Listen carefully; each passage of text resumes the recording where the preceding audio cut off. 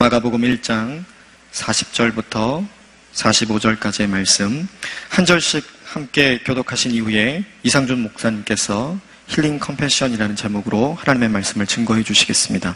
제가 먼저 읽겠습니다. 어떤 나병 환자가 예수께 다가와 무릎을 꿇고 애원했습니다.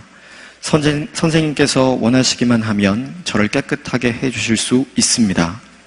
예수께서 불쌍히 여기시고 손을 내밀어 그를 만지시며 말씀하셨습니다. 내가 원한다. 자, 깨끗이 나아라. 그러자 나병이 순식간에 사라지고 그가 깨끗이 나았습니다. 예수께서는 곧바로 그를 보내시며 단단히 당부하셨습니다. 이 일에 대해 아무에게도 아무 말도 하지 마라. 다만 제사장에 가서 내 몸을 보이고 내가 깨끗이 나은 것에 대해 모세가 명령한 대로 예물을 드려 사람들에게 증거를 삼아라. 그러나 그 사람은 나가서 이 일을 마구 널리 퍼뜨렸습니다. 그 결과 예수께서는 더 이상 드러나게 마을 안으로 들어가지 못하고 마을 밖 외딴 곳에 머물러 계셨습니다. 그래도 사람들은 여전히 사방에서 예수께로 모여들었습니다. 아멘.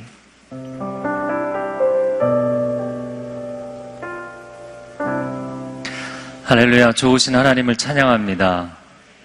네, 이번 이제 7월 30일인데요. 이번 주 그리고 다음 주 국내외로 아우니치를 떠나시는 분이 있으면 한번 손들어 보시겠어요? 네, 할렐루야. 우리 이분들에게 격려의 박수 해주시기 바랍니다.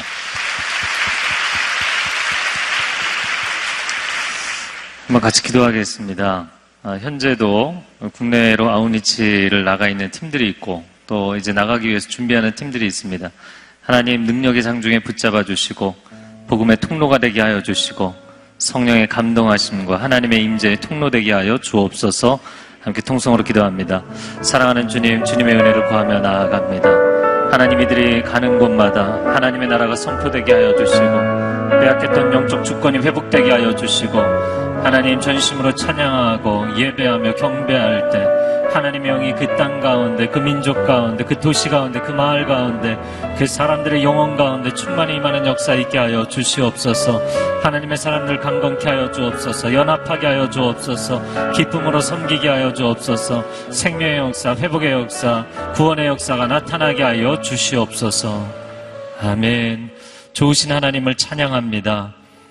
우리가 우리의 인생 가운데 머물러 있는 것이 아니라 축복의 통로로 흘러갈 수 있게 해주셔서 감사합니다.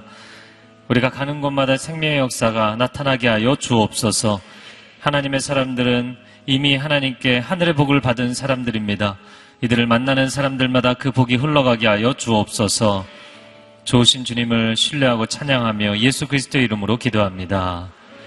아멘. 이 여름에 우리를 통해서 아름다운 일을 행하신 하나님께 영광의 박수 올려드리겠습니다. 할렐루야. 네. 7월 한 달 동안 힐 더 월드라는 주제로 말씀을 함께 나누고 있습니다. 저는 7월 중순에 요르단 아우니치를 다녀오고 7월 말에 오사카 청년 수련회를 다녀오고 이렇게 다녀오다 보니까 7월이 다 갔어요. 7월 30일입니다. 그래서 한편으로는 시간이 정말 빨리 간다. 네, 이런 약간의 상실감이 들려고 하는 부분도 있지만 그러나 주님을 위해서 인생의 시간이 잘 가고 있어서 얼마나 좋은지 모르겠어요. 할렐루야. 네. 그래서 어떤 분들은 교회 사역 열심히 하다 보면 내 인생에 내가 뭔가를 하지도 못한 채 그냥 시간이 막 흘러가는 것 같다. 이런 상실감을 느끼시는 분들이 혹시 계실지 모르겠습니다. 오늘 한 청년이 이메일을 보냈는데요. 누군지 아실 필요는 없고요. 그런데 이분이 많은 질병으로 인해서 개인적인 상황의 어려움으로 인해서 고통하고 있어요. 그래서 제가 간단하게 이런 답장을 썼습니다. 우리 모두는 연약함 가운데 삽니다. 아니, 연약함 가운데 태어나 더 연약해지면서 사는 것이 인생입니다. 그러나 우리의 남아있는 힘과 에너지를 무엇을 위해, 누구를 위해 쓸 것인가가 중요합니다. 오늘도 주를 위해 생명을 드리고 건강과 재능과 물질과 시간과 눈물을 들이며 삽니다. 자매님, 주님을 위해 사십시오. 그것이 가장 가치 있는 인생이기 때문입니다. 여러분, 하루가 다르죠? 네, 물론 여러분 가운데 10대, 20대는 하루가 다르게 더 힘이 늘어날지 모르겠어요. 30대 이렇게 넘어가기 시작하면 하루가 다르게 몸이 피곤하고, 네, 세상이 왜 이렇게 힘든지 자꾸 한숨이 나오고 뭐 그런 분들 계실 거예요. 그런데 그렇게 세월이 흐르는 것을 보면서 거울을 보며 세월이 흐르는구나 상실감을 느끼고 자신의 체력의 저하를 느끼면서 세월의 상실감을 느끼고 살지 마시고요. 내가 그러면 내 인생의 건강, 내 인생의 시간을 무엇을 위해 지금 쓰고 있는가? 주를 위해서 쓰고 있다면 상실감이 아니라 그것은 사명감일 것입니다. 그리고 내 인생의 수치가 아니라 하나님 나라를 위한 영광이 될 줄로 믿습니다. 어떻게 인생을 살았는가? 시간이 흐르는가가 중요한 것이 아니고요. 그 시간을 무엇으로 채웠느냐가 중요한 것입니다. 여러분 아낌없이 사랑하고 섬기고 나누는 인생이 되기를 주님의 이름으로 축복합니다. 네, 오늘 말씀에 마가복음 1장입니다. 아주 마가복음에서는 첫 부분에 해당이 되는데 예수님의 치유 사역에 대한 본문입니다. 힐링 컴패션이라는 주제로 치유하시는 주의 긍휼에 관한 말씀입니다. 40절 말씀 한번 같이 40절 읽어보겠습니다. 시작. 어떤 나병 환자가 예수께 다가와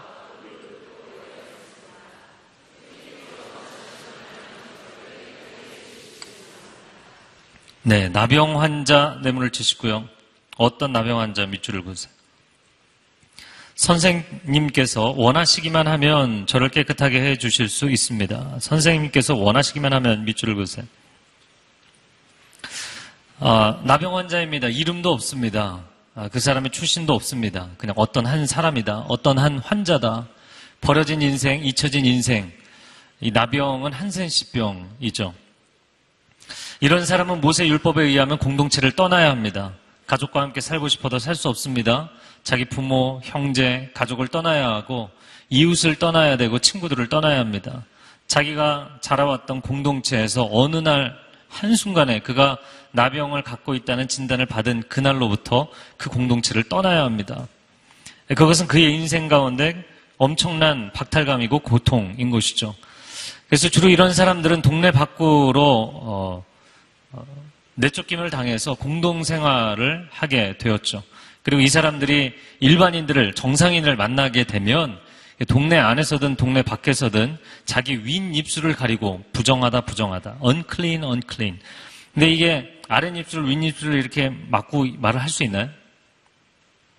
불가능하겠죠. 굉장히 불완전한 발음으로 내가 얼마나 불완전한 인생인가를 사람들에게 이야기해야 되는 아주 비참한 삶을 사는 것이죠. 이 사람들을 한마디로 부른다면 불가촉천민, 언터처블이라고 이야기를 하죠. 권력과 재력이 어마어마해서 언터처블이 된 것이 아니라 너무 그 인생이 저주를 받고 더럽고 추하기 때문에 그 인생이 언터처블이 된 것입니다. 다른 사람들이 터치할 수 없는 인생이 된 것이죠. 그런데 저는 이 나병 환자가 이름도 없고 출신 배경도 없는 이 사람이 했던 이 한마디가 굉장히 가슴에 와닿아요. 원하시기만 하면, 당신이 원하기만 한다면. 저는 이 대사를 보면서 그러면 당신이 원하는 거 말고 내가 원하는 것은 무엇이냐는 거죠. 여러분, 이 나병 환자가 자기의 인생을 살아가면서 자기가 뭘 원하느냐는 중요하지 않다는 거예요. 자기가 뭘 원해봤자 그렇게 되지도 않는다는 거예요. 그런 인생이 얼마나 비참한 인생인지 모르겠어요. 지금까지 그의 인생은 자신이 원하는 대로 되지 않았어요. 이런 몹쓸 병이 걸린 것도 자기가 원해서 된 것은 아니죠. 원하지 않았는데도 어느 날 갑자기 생긴 것이에요. 사실 우리가 인생을 살아오면서 글쎄요, 20대 중반 한 30대까지도 그런 마음을 가지고 있는 사람들이 많아요. 내가 태어난 우리 가족 환경, 내 고향, 내 어린 시절, 과연 내가 원해서 이런 환경을 받았는가? 내가 과연 원해서 이런 패밀리 히스토리를 가졌는가? 아닌 경우가 많죠. 내가 원해서 된 것이 아니고 내가 원하지 않았는데도 이런 상황에서 자라게 되었다는 거예요. 그가 인생을 병이 걸려서 살아오면서 몇 년이 지났는지 모르지만 그는 절망을 거듭했을 것입니다. 병을 갖고 있는 사람이 가장 소원하는 것이 무엇인가요? 병이 낫는 거죠. 사업하는 사람들이 돈을 많이 벌고 성공하기를 원하는 것처럼, 싱글이 늘 결혼을 꿈꾸는 것처럼, 여러분, 치유될 수 없는 이 질병을 가진 사람이 인생에서 가장 소망하는 것은 병이 낫는 것이에요. 그런데 병이 낫기를 간절히 원하는 만큼 인생은 절망의 늪에 빠지는 것입니다. 그래서 이런 인생을 계속 반복하다 보면 이 소망과 절망 사이의 롤러코스터를 계속 타다 보면 나중에는 이 고점에서 저점으로 떨어지는 게 힘들기 때문에 소망 자체를 하지 않게 되죠. 내가 이런 난민촌에서, 내가 이런 어려운 환경에서, 내가 이런 육신의 질병에서 그런 인생에 처해 있는 사람들, 내가 아무리 발버둥을 친들, 내가 아무리 소원을 가진들, 내가 아무리 내 마음 가운데 메이커 위시, 소원을 읊조린들 아무런 의미가 없기 때문이에요. 아무런 의미가 없을 뿐만 아니라 그럴수록 더 비참해지기 때문이에요. 치유도 내가 원하는 대로 되지 않습니다. 기도도 내가 원하는 대로 되지 않습니다. 기도하는 것 자체가 힘들어지는 거죠. 왜? 기도라는 건 소망을 갖는 것이기 때문에. 인생 자체가 내가 원하는 대로 되지 않았어요. 도대체 이렇게 인생을 살다 보면 어떻게 내 인생이 흘러가게 될까? 그런 마음을 느끼는 사람들이 여기에 있을지 모르겠습니다. 우리 각자에게도 소망이 있을 것입니다. 하나님의 예쁜 자녀로, 하나님의 사랑받는 자녀로 살고 싶어요. 나 자신을 소중하게 여기며 가치 있게 인생을 살고 싶어요. 이웃에게 축복의 통로로 아낌없이 사랑하고 섬기며 살고 싶어요. 그런데 인생이 내가 원하는 대로 되지 않는 것이죠. 인생을 10여 년, 20년 이렇게 인생을 살다 보면 인생이 내가 뭔가를 원한들 정말 그 원하는 대로 되느냐 말이죠. 되지 않는 경우가 거의 대부분이에요. 그래서 인생이 내가 원하는 대로 되지 않는 것을 느끼면서 사람들은 불안해집니다. 아니, 불안한 것을 떨치기 위해서 뭔가를 원하는 것 자체를 접어버리며 살게 되죠.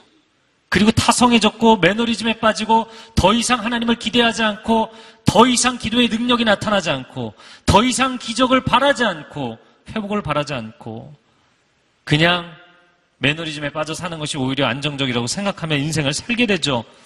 그래서 신앙생활은 종교생활이 되고 이런 어려움에 빠져 있는 사람들이 크리스찬들 가운데도 많이 있습니다. 이런 어려움에 빠져 있는 사람들이 20대, 30대 청년들 가운데도 너무나 많이 있습니다. 그런 사람은 모두 이 나병 환자와 같은 인생을 살고 있는 거예요.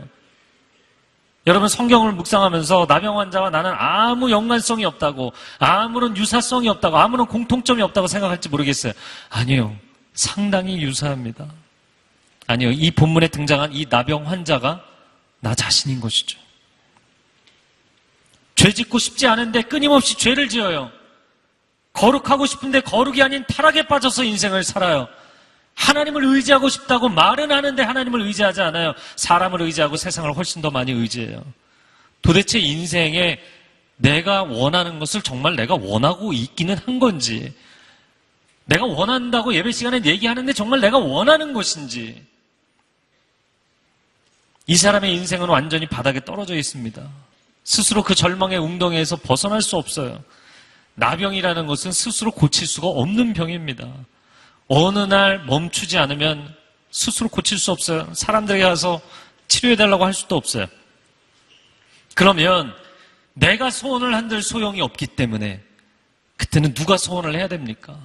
내 소원으로 내 인생이 가지 않는다면 그때는 하나님의 소원이 필요한 것이죠. 하나님 정말 내가 낫기를 하나님은 원하십니까? 내가 원하는 게 더 이상 중요하지 않고 하나님 기도할 때도 내가 성공하기를, 내가 잘 되기를, 내가 이 직장이 되기를, 내가 이 결혼이 되기를, 내가 이 관계가 원만해지기를, 내 인생이 회복되기를, 내가 원하는 것 하나님 중요하지 않습니다. 하나님 정말 원하십니까? 당신은 정말 원하십니까? 그걸 질문하게 되는 거죠. 내가 이 질병 가운데 너무나 오랫동안 고통했는데 예수님, 당신은 내가 낫기를 원하십니까? 질문하는 것이죠. 41절에 예수님이 말씀하십니다. 41절 말씀을 같이 한번 읽어보겠습니다. 시작.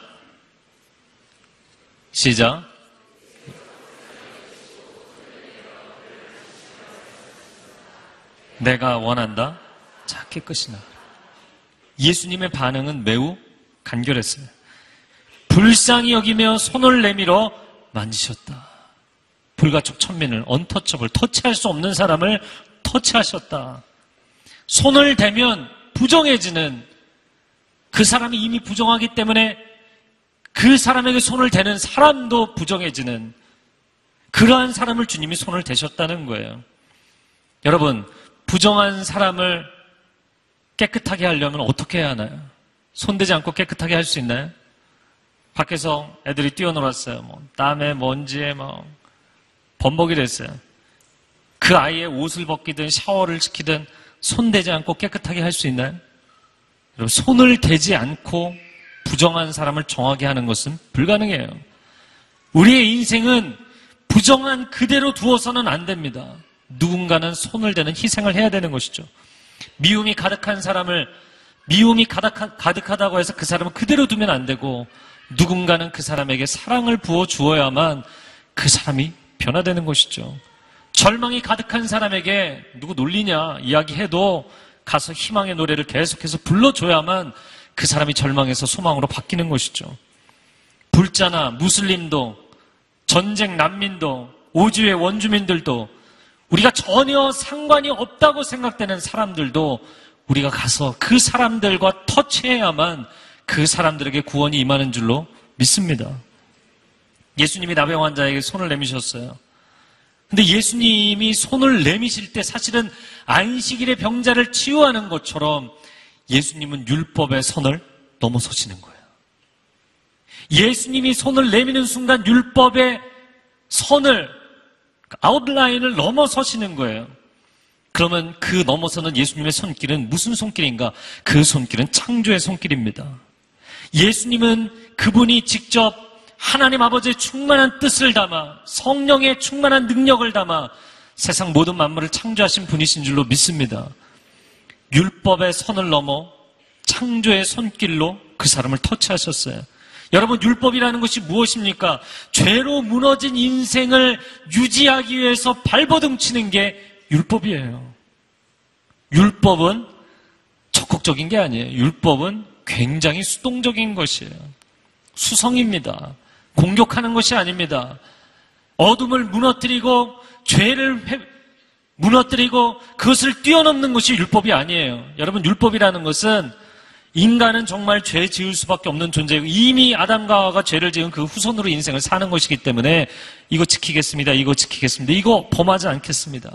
선 그어놓고 있는 게 율법이에요. 그럼 창조는 무엇입니까? 무에서 유를 만들고 아무것도 없는 곳에 생명의 역사를 일으키는 우리가 상상할 수 없는 적극적인 능동적인 하나님 나라의 생명의 역사인 줄로 믿습니다. 율법으로는 인간을 구원할 수 없어요. 율법으로 자기의 인생에 만족이나 완벽주의자적인 안위나 이런 것은 할 수 있을지 모르겠어요. 그러나 율법이 그 인생을 구원할 수는 없습니다. 율법이 그 인생을 죄에서 구원할 수 없습니다. 인간을 구원하는 것은 충만한 생명의 능력인 창조의 능력인 줄로 믿습니다. 감사한 것은 하나님이 우리에게 율법을 강요하시는 분이 아니라 율법을 뛰어넘는 생명의 능력으로 역사하는 분이시라는 거예요. 그런데 그 창조의 능력, 생명의 능력은 바로 하나님의 사랑에서 시작되는 것이죠. 하나님의 사랑. 우리를 장난감으로 만드신 것이 아니라 존귀한 하나님의 형상대로 지으신 하나님의 사랑. 죄로 인해 망가질 뿐만 아니라 자신만 망가진 게 아니라 하나님의 아름다운 동상까지 망가뜨린 그 사람들을 포기하지 아니하시는 그 하나님의 사랑. 그 하나님의 사랑이 우리의 인생을 회복하는 힐링 파워죠. 그 사랑 자체가 회복의 능력입니다. 예수님이 그를 만지셨어요. 그리고 말씀하십니다. 내가 원한다. 내가 원한다. 밑줄을 그으시겠어요? 병이 나아라가 아니에요. 왜 이렇게 귀찮게 사람들이 병 낫게 해달라고 도와달라고 외치나. 예수님이 그냥 나아라 이렇게 얘기하지 않으셨어요. 내가 원한다. 그 사람이 병이 낫는 것보다 더 중요한 것은 하나님이 너의 회복을 너가 원하는 것보다 더 원하고 계신다. 네가 질병으로 고통받았던 그 시간들 하나님이 너를 버리신 것이 아니다. 하나님이 너를 포기하신 것이 아니다.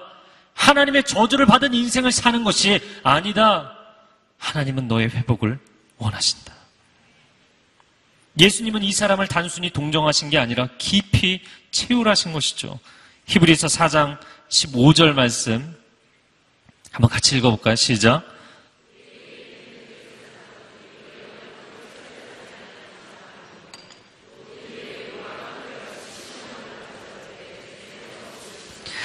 우리에게 있는 대제사장은 우리 연약함을 채울하지 아니하는 자가 아니다.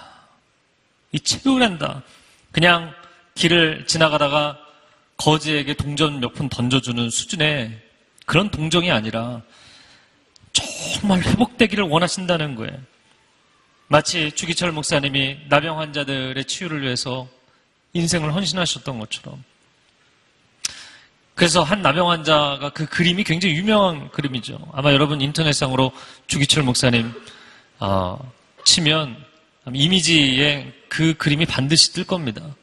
한 나병 환자가 발에 아주 많은 고름이 고이고 고칠 수 없는 상태, 어떻게 해결할 수 없는 상태에 빠져 있었어요. 주기철 목사님이 가서 그 나병 환자의 발에서 고름을 빨아내죠, 입으로.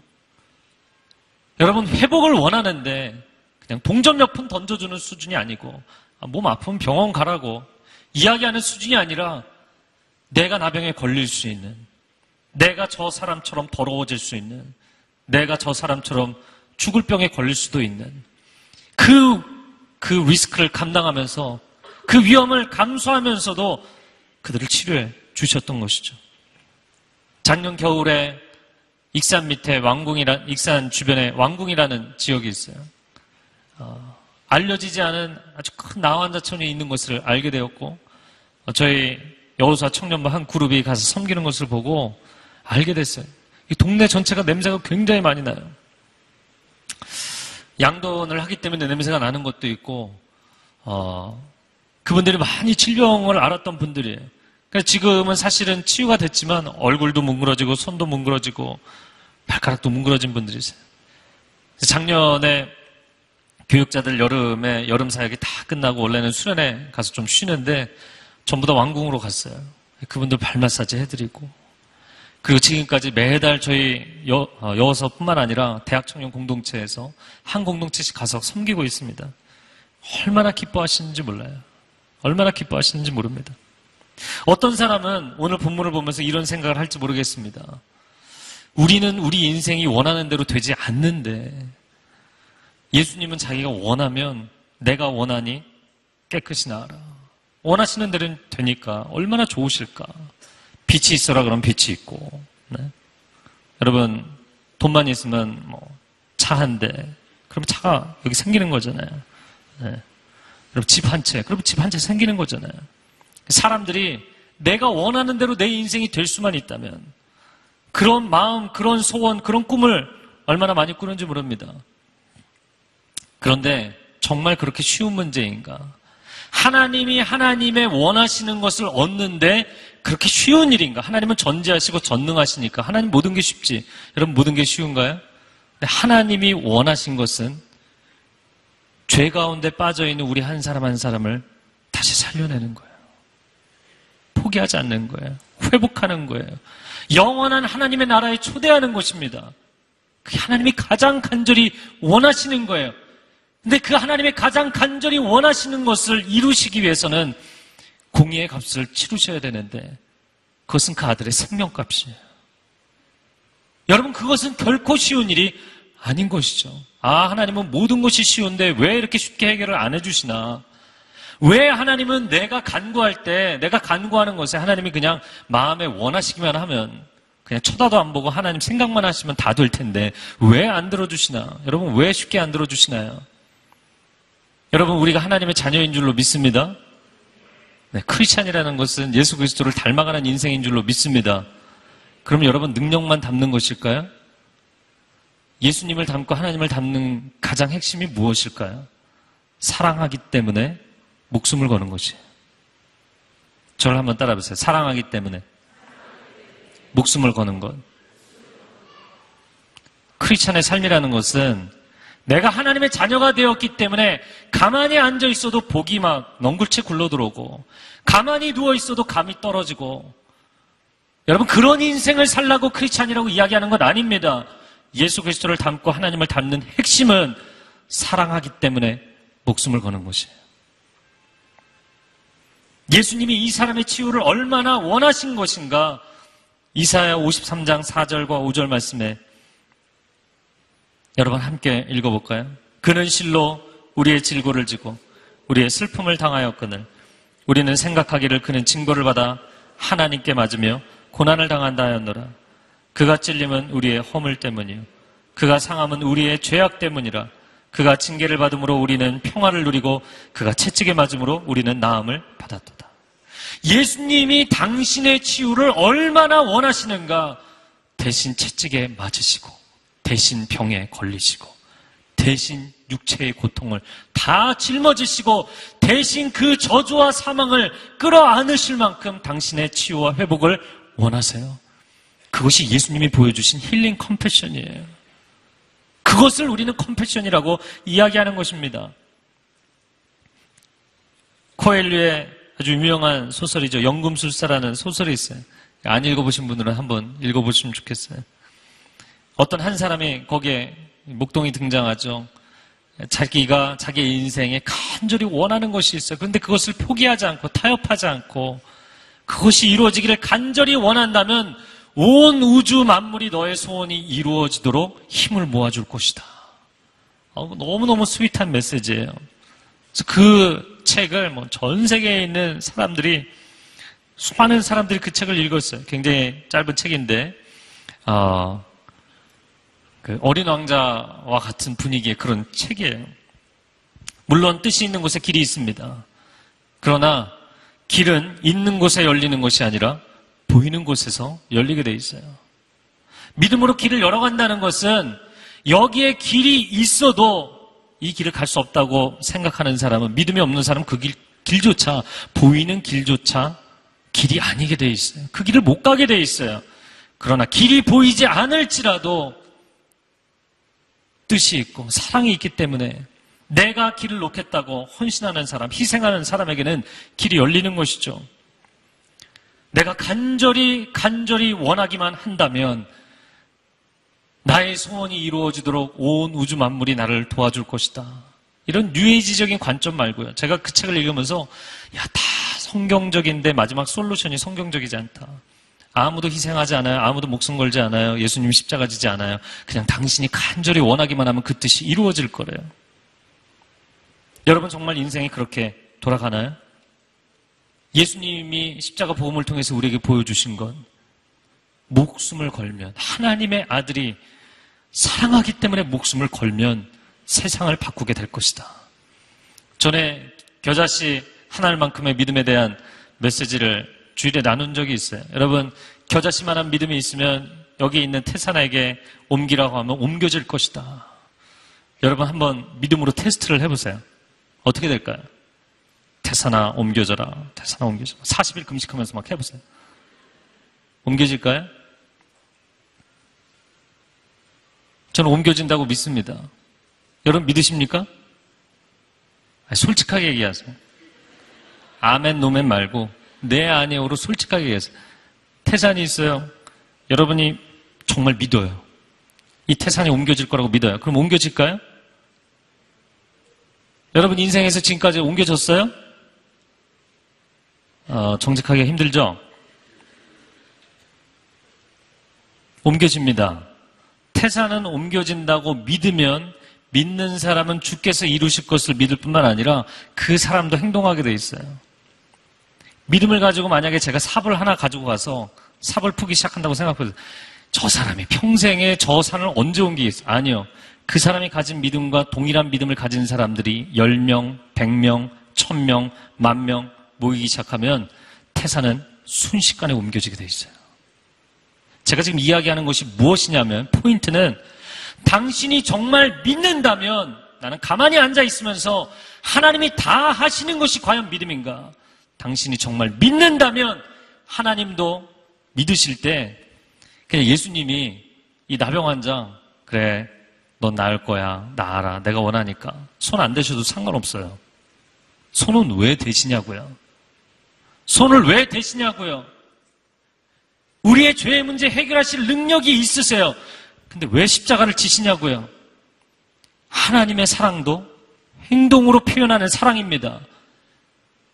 당신이 하나님을 향해서 갖고 있는 사랑, 당신이 정말 하나님을 믿는다고 이야기하는 그 믿음, 당신은 목숨을 걸 만큼 행동하고 있습니까? 움직이고 있습니까? 희생이 없는 믿음, 희생이 없는 소망사항을 이야기하는 것이 아닙니다.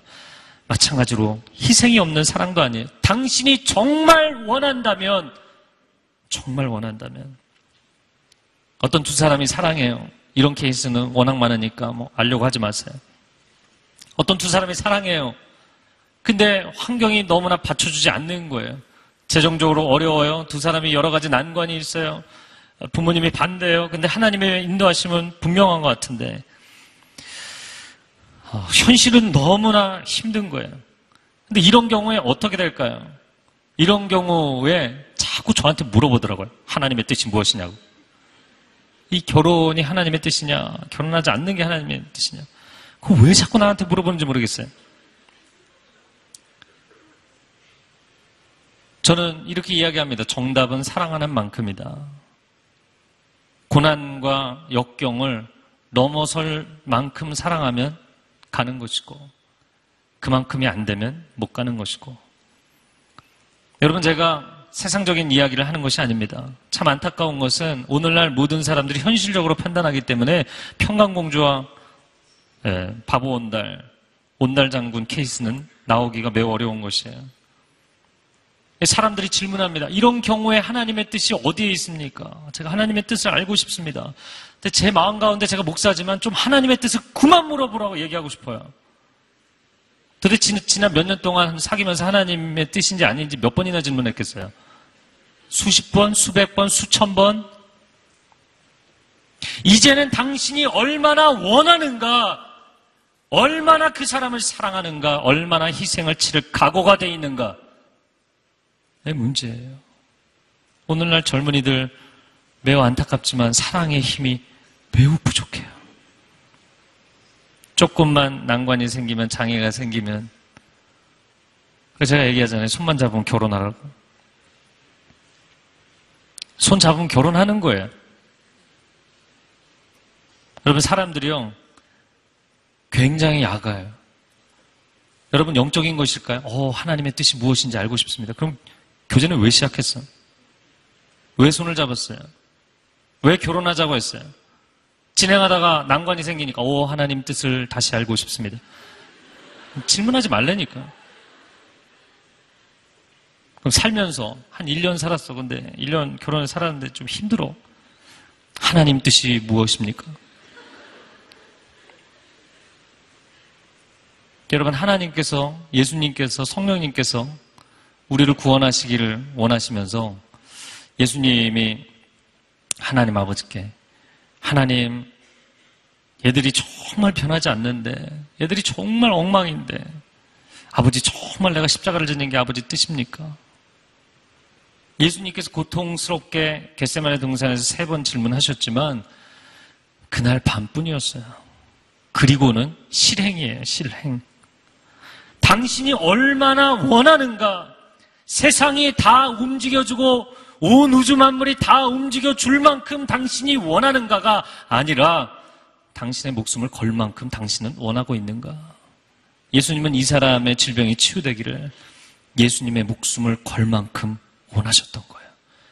그만큼 원하셨기 때문에, 창조주께서 그만큼 원하셨기 때문에 그 사람이 치유된 거예요.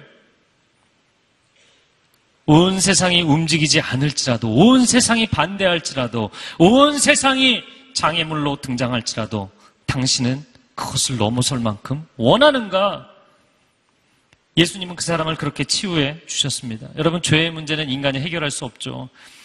그러니까 하나님이 원하시지 않고는 해결될 수 없어요. 죄인들은 내가 이 죄의 문제를 벗어나고 싶다고 해서 벗어날 수 있는 사람이 아무도 없기 때문에 하나님이 간절히 원하시는 거예요. 목숨을 걸 만큼.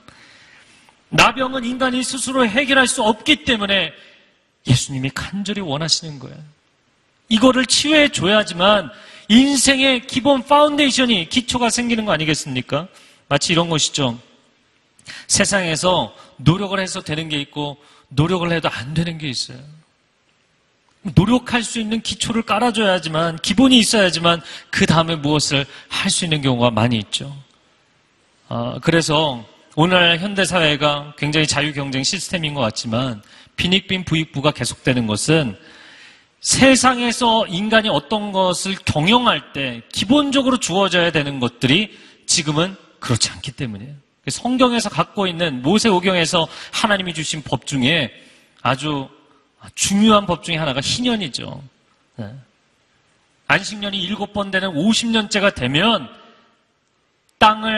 돈이 없어서 땅을 팔고 먹을 것이 없어서 땅을 팔았던 사람, 가난하고 병들어서 자기 집을 팔았던 사람, 집과 땅을 원래 소유주에게 돌려주게 돼 있어요. 별 감동이 없으신데 부동산, 기본적으로 사람이 자기가 서 있을 자리조차 없으면, 누울 자리조차 없으면 인생의 그 다음을 뭔가를 투자해서 갈 수 있는 것이 없는 거예요. 기초가 없는 거예요. 성경이 얼마나 하나님이 사람들을 사랑하셨는지, 인생이 무너져도 50년째 되면 다시 인생을 시작할 수 있는 기회를 주시는 거예요. 세상과는 차원이 다른 은혜입니다. 여러분, 율법이 굉장히 빡빡한 것 같죠? 율법은 엄청난 은혜예요. 중고생 때 공부 엄청 안 했어요. 놀기만 했어요. 방황했어요. 그런데 20대 들어서 새 마음 먹고 이제 열심히 해보고 싶어요.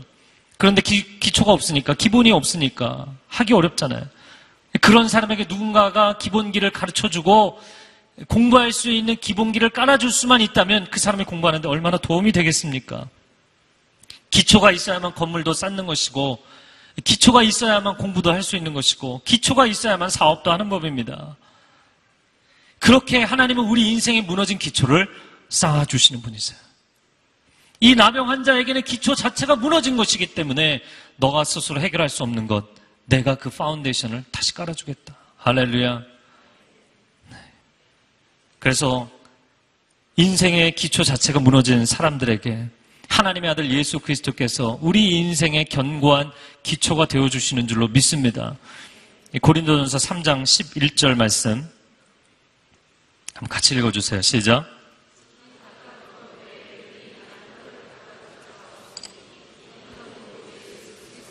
네, no other foundation.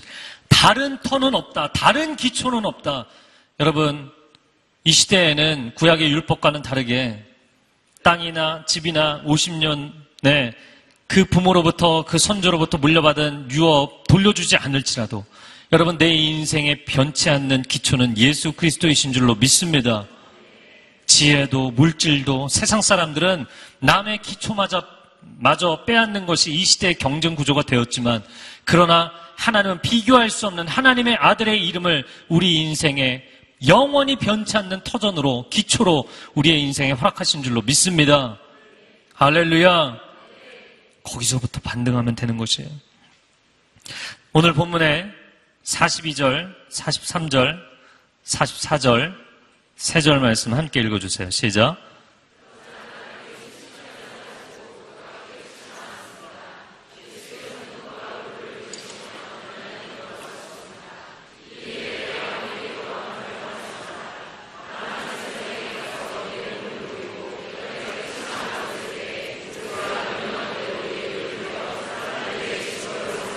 아멘. 42절에 나병이 순식간에 사라지고 밑줄을 그으세요. 순식간에 동그라미 치시고요. 43절에 예수께서는 곧바로 그를 보내시며 곧바로 그를 보내셨다. 밑줄을 그으시고 곧바로 동그라미 치세요. 나병이 나왔습니다. 몇 달에 걸쳐 나온 것도 아니고 서서히 나온 것도 아니고 순식간에 나왔어요. 마치 태초에 하나님께서 뜻을 가지고 말씀을 선포하시면 그 자리에서 그 순간에 모든 만물이 존재하게 된 것처럼 이 사람의 질병이 순식간에 나았어요. 할렐루야. 네. 저는 중학교 1, 2학년 때 아주 심각한 우울증과 이 자살 충동에 시달렸던 사람이기 때문에 어느 한순간 하나님의 말씀이 강력하게 임했을 때 정말 죽고 싶은 마음이, 한 번도 살고 싶은 마음이 없었는데 이 죽고 싶은 마음이 살고 싶은 마음으로 한순간에 바뀌더라고요. 저는 이것을 믿습니다. 변하지 않을 것 같은 내 인생, 이 절망의 늪에서 벗어나지 못할 것 같은 내 인생, 여러분, 하나님이 당신의 수치를 거두어 가시면 그 수치가 기억나지 않을 정도로 하나님께서 거두어 가실 것입니다. 당신의 인생의 절망을 하나님이 거두어 가실 때 그 절망의 그림자가 기억나지 않을 만큼 거두어 가실 것입니다. 인생의 어두운 터널을 걸어가고 있는 사람들, 그 터널의 어두움이 기억나지 않을 만큼, 할렐루야. 그래서 예레미야서에서도 말씀하고 히브리서에서도 인용하고 있는 것이죠. 너희의 죄와 불법을 내가 다시는 기억하지 아니하리라. 할렐루야. 하나님이 기억하지 않으실 뿐만 아니라 당신도 기억하지 못할 만큼 하나님이 우리의 인생을 회복하실 것입니다. 그런데 또 놀라운 것은 나음만 순식간에 얻은 것이 아니라 사명도 순식간에 얻었어요. 여러분, 이 사람이 질병이 나왔어요. 몇 년을 집에서 떨어져 지냈는지 모르지만 자기 사랑하는 가족을 보고 싶지 않겠습니까? 자기 고향 땅에 돌아가서 그 땅을 밟아보고 싶지 않겠습니까? 너무나 굶주리게 살았는데 맛있는 거 먹고 싶지 않겠어요? 학교를 가고 싶었던 사람은 학교를 다시 가고 싶을지 모르겠어요. 일을 하고 싶었는데 다시 일을 시작하고 싶을지 모르겠어요. 그런데 오늘 본문의 말씀에 보면 예수께서는 그가 낫는 대로 곧바로 그를 보내시며 당부하셨다. 바로 그에게 미션을 주시면서 그를 보내십니다. 여러분, 이제 교회에 나온 사람, 이제 예수님 믿게 된 사람, 그 사람들은 좀 천천히 베이비시팅하고 양육받고 케어받고 그래야 하잖아요. 그렇죠? 네? 그런데 놀라운 것은 가장 전도를 잘하는 사람들이요, 믿은 지 얼마 안 되는 사람들이요. 믿은 지 오래된 사람들은 전도 안 해요. 네. 믿은 지 얼마 안 된 사람들이 그 감격에 전도하는 사람들이 훨씬 많아요. 제가 2년 전에 저희 길청년부라고 있는데, 길청년부 홀리스타들을 다 돌아다니다가 굉장히 충격을 받은 적이 있어요. 길청년부에서 새가족반 사람들이 굉장히 열정 있는 사람들이었어요. 그래서 새가족 7주 등록도 하지 않은 사람들에게 홀리스타는 반드시 나와야 되는 거다. 이렇게 세뇌를 시켜서 다 새벽에 나오게 한 거예요. 이 길청년부는 명동에 있는 라루체 웨딩홀에서 새벽 예배를 드려요. 네. 본인 웨딩 때문이 아니라 새벽 예배 때문에 그 웨딩홀에서 이렇게 양쪽에 하객석에 앉아서 기도하는 거예요. 신랑 대신 예수님을 바라보며. 근데 그 라루체 웨딩홀에서 이제 3주, 4주 된 새가족들이 나와서 새벽마다 기도하는 거예요. 놀랍게 그 사람들이 한 달, 2달 만에 방언을 받고 아우니치 팀장이 되고 순장이 되고. 여러분, 왜 세상의 일은 고삐가 잡히는 대로 바로 당기면서 하나님의 생명의 역사는 밀고 가지 않습니까? 왜 하나님의 생명의 역사는 천천히 가야 된다고 생각하나요? 제가 가끔 이렇게 물어봐요. 청년은 우리 공동체 나온 지 얼마나 됐냐고. 2년 됐습니다. 그럼 순장하고 계시냐고. 아직 안 하고 있습니다. 왜 아직도 안 하냐고. 제가 이런 얘기 자주 해요. 여러분, 하나님의 은혜가 여러분에게 임하고 하나님의 생명의 역사가 나타나면 밀고 가세요. 밀고 가는 사람에게는 더 증폭될 겁니다. 더 놀라운 기름 부심이 임할 것입니다. 네. 하나님의 생명의 역사는 멈추지 않아요. 여러분의 육신에, 여러분의 마음에, 여러분의 영혼에 하나님의 생명의 역사가 나타나기 시작하면 빨리 가세요. 빨리 증거하세요. 빨리 나누세요. 나눌수록 하나님께서 더 늘어나게 해주시기 때문이에요. 제가 이렇게 묵상하면서 그렇더라고요. 제가 물을 여기 붓진 않겠습니다. 근데 물을 만약에 여기 쏟아 부으면 제가 물을 부었는데 물이 잠깐 멈춰서면서 내가 조금 있다가 떨어져야지. 이럴까요? 말이 안 되는 거잖아요. 지금 제가 말이 안 되는 얘기를 하고 있잖아요. 물이 흘러가는 것처럼 성경에는 하나님의 생명의 역사, 성령의 역사하심을 물이 흘러가는 것으로 많이 표현하죠. 여러분, 에스겔이 에스겔 47장에 보았던 환상처럼 그 생명의 물줄기는 흘러가면서 닿는 모든 곳에 생명의 역사를 일으키는 거예요. 할렐루야. 그런데 왜 여러분이 페이스 조절하십니까? 왜 여러분이 성령의 역사에 페이스 조절을 하세요? 왜 하나님의 생명의 역사에 여러분이 페이스 조절을 하세요? 좀 쉬었다 하겠다고. 아니, 그렇게 하지 마세요. 하나님이 가라 하시면 그냥 쭉 가는 겁니다. 물이 부으면 그대로 흘러가는 것처럼. 오늘 세 가지 대상을 향해서 말씀하세요. 44절에 보면 아무에게도 아무 말도 하지 마라. 이 얘기는 무엇이냐면 예수님이 예수님 자신을 자랑하고 싶은 생각이 없었고, 또 예수님이 지금 사역 초기잖아요. 마가복음 1장이에요. 예수님의 소문이 너무 빨리 퍼지면 예수님이 3년 공생의 사역도 다 채울 수가 없게 되기 때문에. 왜? 반대파들이 그만큼 들끓 것이기 때문에. 두 번째, 제사장에게 가서 내 몸을 보이고 깨끗이 나은 것에 대해서 모세가 명령한 대로 예물을 드려라. 지금 예수님은 율법의 선을 넘어서 창조의 생명의 역사를 이루셨는데 그럼에도 불구하고 율법의 가이드라인을 따라하라고 말씀하십니다. 여러분 놀랍지 않아요? 저는 이 예수님 너무나 훌륭하신 것 같아요. 너무나 당연한 얘기지만 너무나 훌륭하세요. 네. 그분이야말로 법 없이도 사실 분이죠. 네. 법의 제약과 제한을 굳이 받으실 필요가 없는 창조주이시고 선하신 주님이시죠. 그래서 그 법의 선을 넘어서서 역사하시지만 그러나 법 안에 살아야 되는 사람에게 그 법의 가이드라인대로 살라고 말씀을 해주시는, 너가 하나님에 대해서, 제사장에 대해서, 너의 이웃, 지역 공동체, 믿음의 공동체에 대해서, 너를 버린 사람들에 대해서 마음이 어려울지 모르지만 그 믿음의 공동체로 돌아가라. 제사장에게 돌아간다는 것은 믿음의 공동체로 돌아가라는 뜻이에요.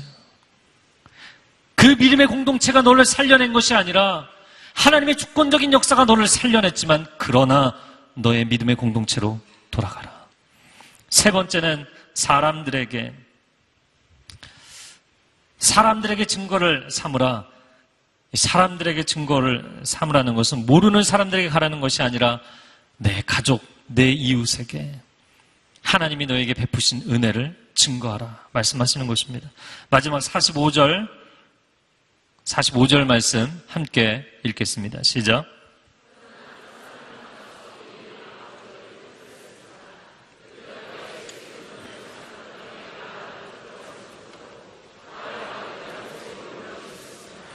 그래도 사람들은 여전히 사방에서 예수께로 모여들었습니다. 그러나 그 사람은 나가서 이 일을 마구 널리 퍼뜨렸습니다. 네, 마구 멀리 퍼뜨렸다. 밑줄을 그으시고요. 언터처블의 인생이 언스타퍼블, 불가촉의 인생이 누구도 막을 수 없는, 저지할 수 없는 인생이 되었어요. 전에는 더러워서 손을 댈 수 없는 사람이었다면 이제는 너무나 강력하기 때문에 손을 댈 수 없는 사람이 되었어요. 물론 예수님의 가이드라인을 왜 그런지 잘 이해하지 못하고 증거하긴 했지만 그가 이 놀라운 자기 인생의 사건을 간증하는데 아무도 막을 자가 없었어요. 이 한 사람이 증거하고 다니는데 수많은 사람들이 알게 됩니다. 그 결과 예수님은 더 이상 드러나게 마을 안에서 활동할 수가 없었다. 오히려 마을 밖 외딴 곳에 머물러 계셨다. 그랬더니 그야말로 사람들이 사방에서 몰려오기 시작합니다. 여러분, 마을 안이라는 것은 공간이 한정되어 있잖아요. 예수님 당시에 이 팔레스타인의 어떤 한 마을의 규모가 고작해야 500명에서 1000명, 많아야 2000명이에요. 이게 한 빌리지 사이즈입니다. 이거 굉장히 작죠. 그 안에 무슨 공터가 있은들 얼마나 크겠어요. 예수님이 그런 마을 안이 아니라 마을 밖에 외딴 곳에 오픈되어 있는 장소에 나오시니까 이제는 더 많은 사람들이 모이게 된 것이죠. 사람들은 여전히 사방에서 예수께로 모여들었다. 거기 마지막 문장에 밑줄을 그으시겠어요? 사람들은 여전히 사방에서 예수께로 모여들었다. 여러분, 한 사람을 위해서 목숨을 걸고 한 사람을 위해서 모든 것을 쏟아부어서 그 인생을 회복했어요. 그랬더니 수많은 사람들이 몰려오는 거예요. 여러분, 인생을 살면서 제가 자주 이야기하는 음식점의 원리인데요. 음식점 광고 전단지 뿌리고 다니고 별 사은 행사를 하고 해도요. 그 음식점의 음식이 맛이 없으면 소용이 없어요. 그 음식점에 굉장히 오래되고 누추하고 공간이 좁고 심지어는 요즘 같은 현대 사회에 에어컨도 없고 선풍기 몇 대 돌아가고 게다가 욕쟁이 할머니가 막 욕을 하고 해도 음식이 맛있잖아요. 사람들이 소문에 몰려들게 돼 있어요. 저는 인생을 살면서 하나님께서 여러분 한 사람 한 사람을 세상의 중심으로 세우기를 원하신다고 믿습니다. 사람들을 쫓아다니고 세상 자랑거리들 쫓아다니고 날 좀 도와주세요, 날 좀 봐주세요, 나를 받아주세요. 그렇게 인생 살지 마세요. 여러분이 정말 아주 작은 일 하나도 사랑하기 때문에 하나님이 내게 주신 것에 대해서 간절한 소원이 있기 때문에 목숨을 걸고 그 일을 하잖아요.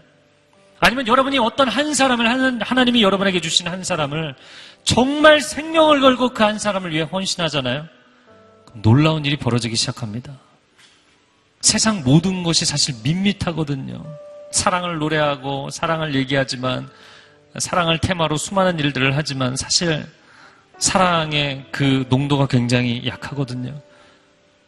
대충해요, 다. 나병 환자 고쳐줄지는 모르지만 손대기는 싫고, 목숨까지 거는 건, 몇 년을 사귀고 결혼을 이야기했어도 목숨까지 거는 건 원하지 않아요, 사람들. 희생하고 싶어 하지 않아요. 주님이라고 부르지만 주님을 위해서 목숨을 거는 것, 너무나 많은 사람들이 꺼려합니다. 그런 세상 한가운데서 내가 사랑하기 때문에 목숨을 걸고 이 한 사람을 살려낸다. 그러면 그 한 사람을 위해서 헌신한 것 때문에 세상이 당신에게 집중하게 되어 있습니다. 이 인생의 원리를 깨달아야 합니다. 왜 오늘날 현대인들이 하나님을 원망하고 하나님을 거부하고 신존재를 거부하면서도 하나님을 잊을 수 없고 하나님 곁을 떠날 수 없고 하나님께로 돌아올 수밖에 없는가? 세상 그 어디를 가봐도, 세상 그 무엇을 찾아보아도 우리를 이 정도의 깊이로 100% 하나도 버림이 없이 온전한 사랑으로 우리를 사랑하시는 분은 오직 주님밖에 없기 때문입니다. 여러분, 인생을 살면서 온종일 쫓아다녀도 다함이 없는 이유는, 사실 쫓아다니는 것이 여러 가지 이유를 이야기해도 내 영광, 내 돈벌이, 내 성공, 내 명예, 내 영향력, 내가 잘 되는 것을 위해서 돌아다니는 것이기 때문이에요. 여러분의 인생의 패러다임이 완전히 바뀌어야 됩니다. 예수 그리스도를 닮고 하나님을 닮기 원한다면, 우리가 진정으로 하나님의 자녀된 인생을 살아가기를 원한다면, 당신의 인생에 가만히 서 있어도 온 세상이 당신에게 집중하는 놀라운 영향력이 나타나기를 원한다면 당신의 인생의 패러다임이 바뀌어야 돼요.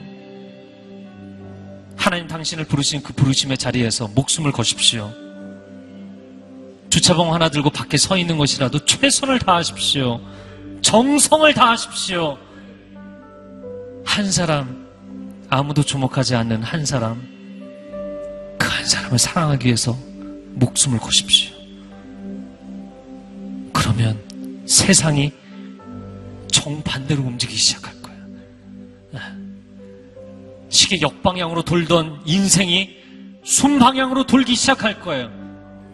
아무리 쫓아다녀도 오지 않던 세상이 나에게 오기 시작할 거예요. 왜?